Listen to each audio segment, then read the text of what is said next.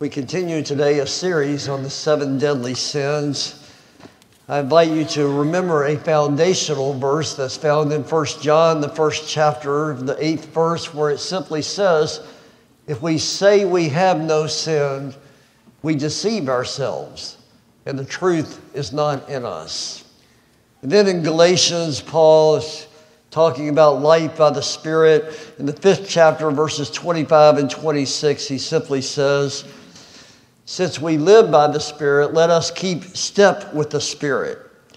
Let us not become conceited, provoking and envying each other. Carl Menninger, a number of years ago, wrote the classic book, Whatever Became of Sin? It's a good question. Whatever did happen to sin?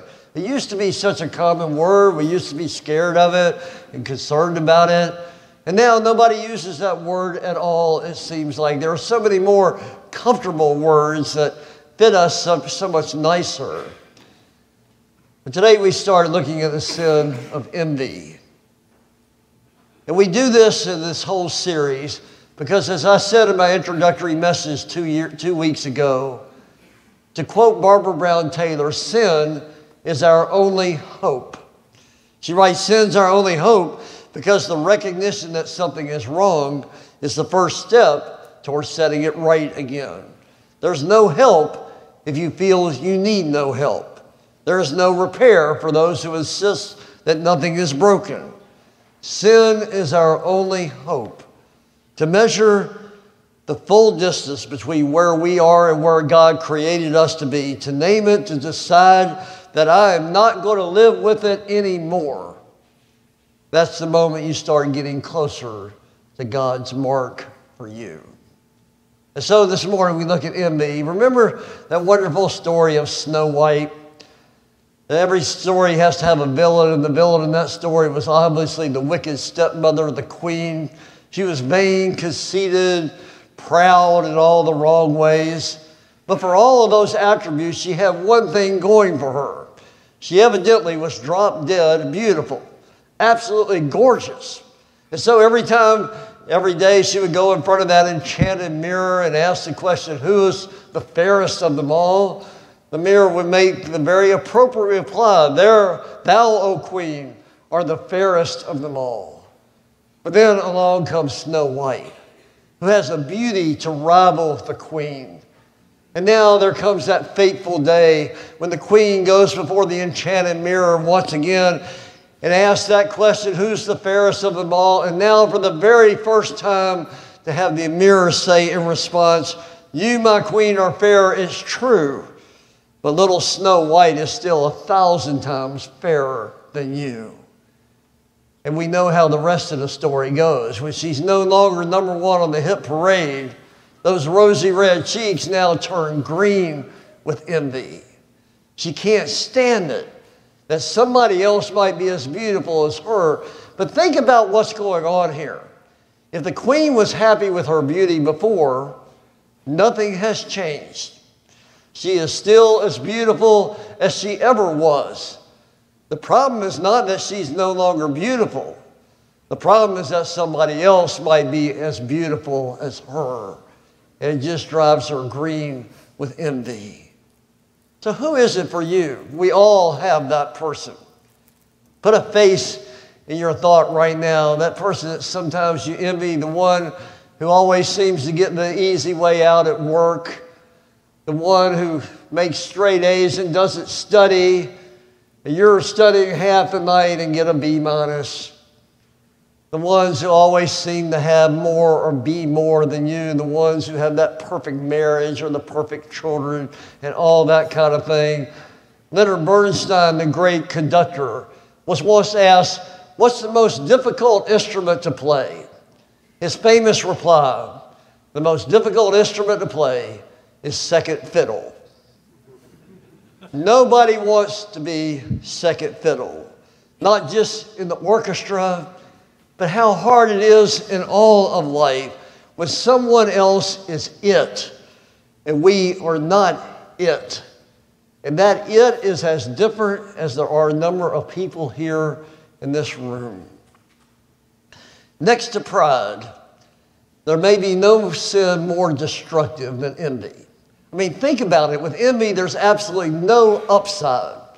I mean, at least lust has its momentary pleasure. So does gluttony.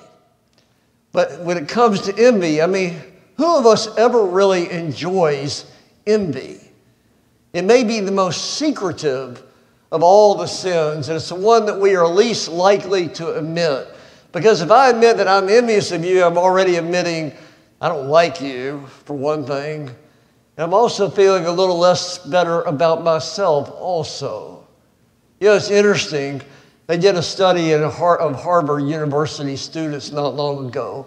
It said to them, we will give you two options. One is we will pay you $50,000 and everybody else will get $25,000. Or option B, we'll pay you $100,000, but everybody else gets $200,000. Guess which option the overwhelming majority of Harvard students chose? Option A.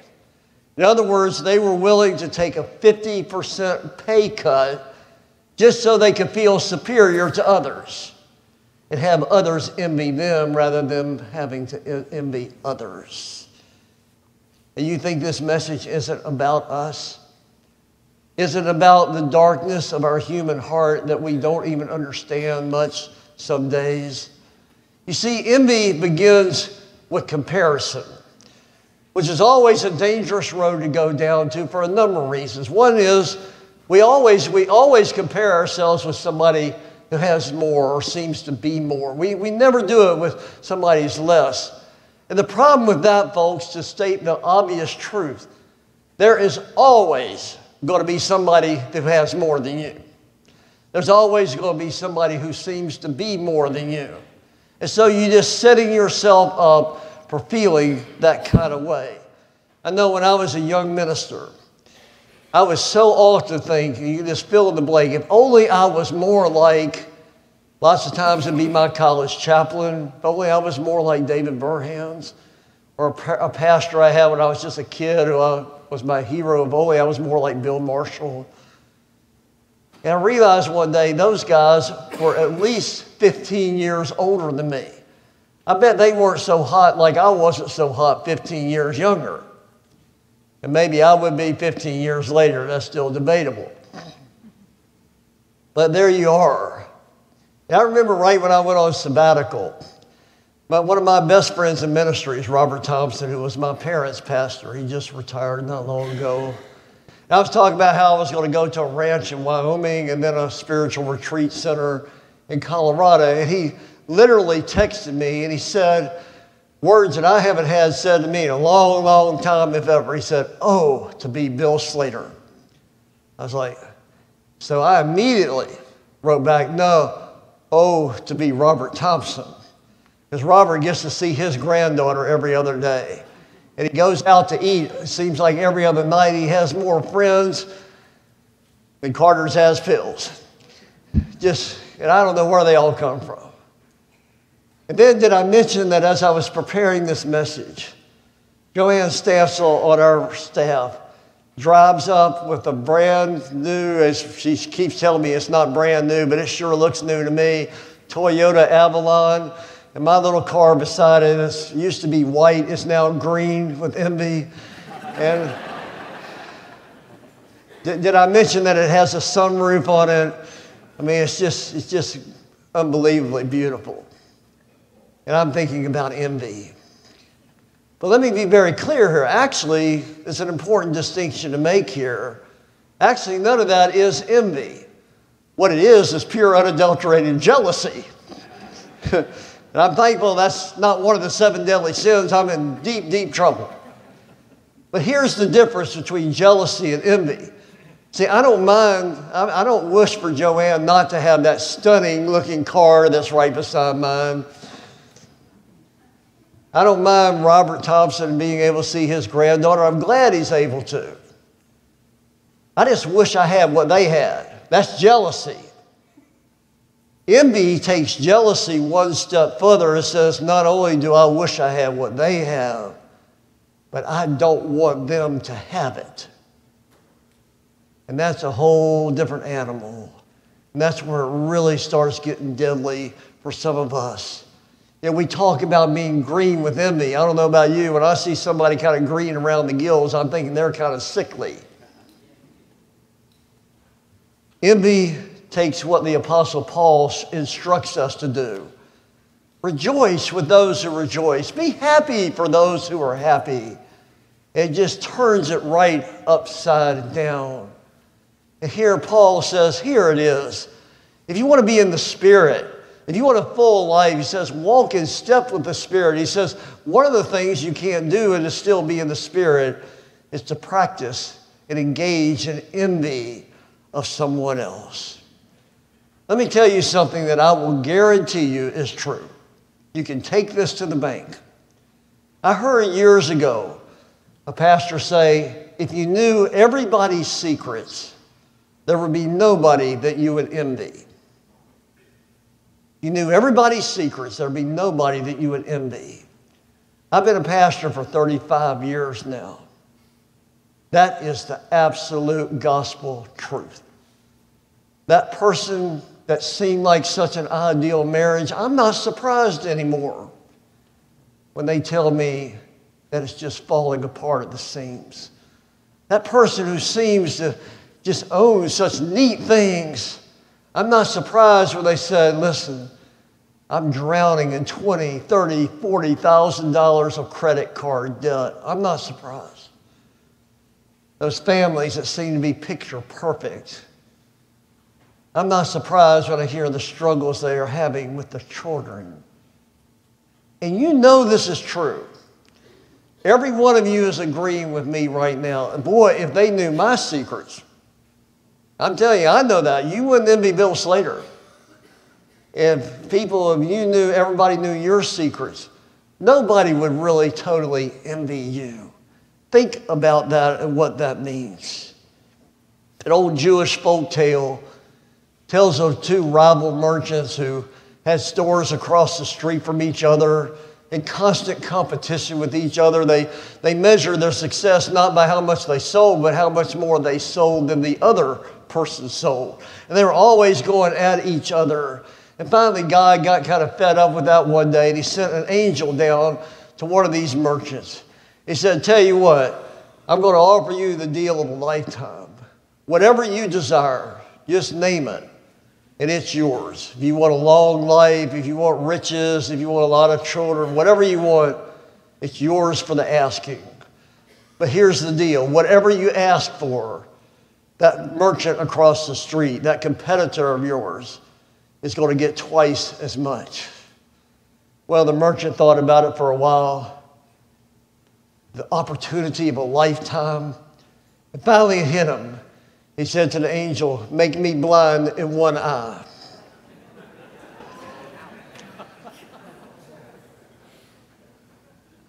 You see, one of life's little pleasures, actually maybe huge pleasures, is to want what you have and to be content with who you are. Envy, it seems to me, has something to do with a deep-seated belief that somehow we are not enough. You know, many translations of the great love chapter, 1 Corinthians 13, verse 4 will say, love does not envy. And then we hear in other places that perfect love casteth out all fear. Now I wonder if that maybe is something of what envy really, if you shake it all down, is about. It's something about fear. Fear that I'm not enough, don't have enough, God's not enough. But if we ever get in touch with the love of God uniquely for each of us, it just starts moving and pushing envy out. It starts bringing in the thankfulness and gratitude for who God has made us to be. Friends, the last thing you have to worry about is not having enough. The last thing you have to worry about is not having enough. Here's the good news of the gospel. You have enough. You are enough. God is enough. In fact, I thought about it this week. I want to borrow from my African-American preacher friends. If you ever go to African-American church, and inevitably somewhere in the sermon, the African-American preacher say, now turn to your neighbor and say such and such. So I'm going to have you turn to your neighbor. Everybody get in touch with your neighbor. I want you to repeat after me 3 things to your neighbor, whoever your neighbor is. Here we go. Repeat after me. I have enough. I am enough. God is enough. Well, that was fair. That was pretty good. That was better than the early service. Early service was very white. So y'all you did a little bit better today. More seriously, I bet some of you don't believe what you just said. You don't believe that you are enough.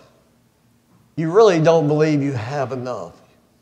And a lot of that is because you've never trusted that God is enough.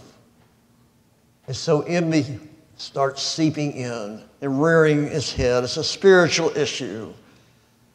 The movie Amadeus is about the great Austrian composer Wolfgang Amadeus Mozart. But it tells it, if you've seen the movie, from the perspective of his chief rival, Salieri, I think is how you pronounce it, who is absolutely green with envy over the musical genius that is Mozart's. It just eats him up that Mozart has all these gifts and he doesn't. From his earliest days, Salieri wanted to be a world-class composer. And he gives all his pursuits to that, so that in due time, he becomes actually the composer to the king there in the royal court of the King of Austria. No small accomplishment in itself. He's exceeded almost everyone. But then along comes Mozart, whose genius is obvious to everyone and so far exceeds Salieri that he just can't hardly stand it. And to top it all off, at least in the movie, Mozart comes across looking like a real jerk. He loves wine, women, and song, and it all comes so easily for him.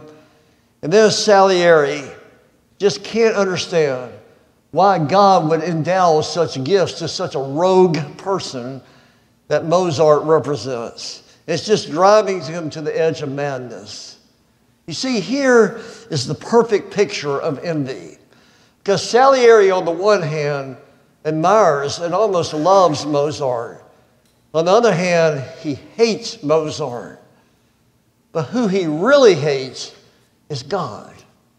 Because he doesn't understand why God would be, in his mind, so unfair and so unjust as to give more gifts to somebody like Mozart than he gives to himself. Could it be just this? Those of us who struggle and are green with envy with someone, we struggle to love others, we struggle just to be happy for others because we've never really trusted God's love for us.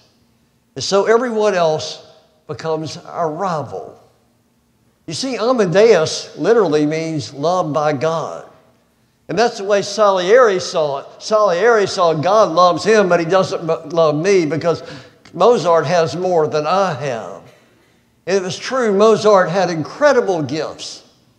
But so did Salieri. My goodness, he was in the royal court and reached that high level in the music world. And the fact of the matter was, Salieri had gifts that Mozart did not have. Mozart's temperament, he never could have been the royal musician. Just wouldn't have been possible. In fact, at one point he tries and utterly fails. But Salieri can't see that because all he can see is that genius of Mozart and what Mozart has and what he doesn't have. Friends, there's no one in the world like you. No one in the world like you. So may I say it again, the last thing in the world you need to worry about is not having enough. The last thing. Because ultimately it's always about who you are, whose you are more than who you are.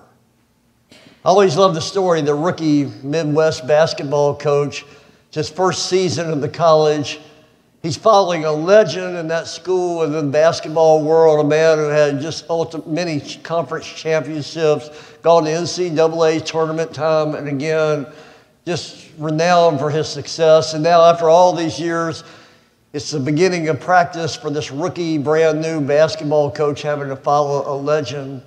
And so one of the reporters there asked him, says, "Coach, you obviously got some big shoes to fill." And just like that, the coach says, "I brought my own shoes. I brought my own shoes." Friends, whenever you come across whoever your Mozart is, you have two choices. One, you can be just green with envy. And how fun is that? The other is you can decide to bring your own shoes and to trust the God who has given you the exact right shoes for all that you need for all of life. Thanks be to God. So our hymn of commitment today is hymn number 412, "My Faith Has Found a Resting Place." I love the chorus of this, and it fits so beautifully. If there are any this morning who wish to respond to Christ's Spirit moving in your life, to make a profession of faith, or perhaps unite with this church from another church family, we need you and you need us. Or maybe some renewed commitment, I'll be at the front to receive you. Let us stand and sing to the glory of God, hymn number 412.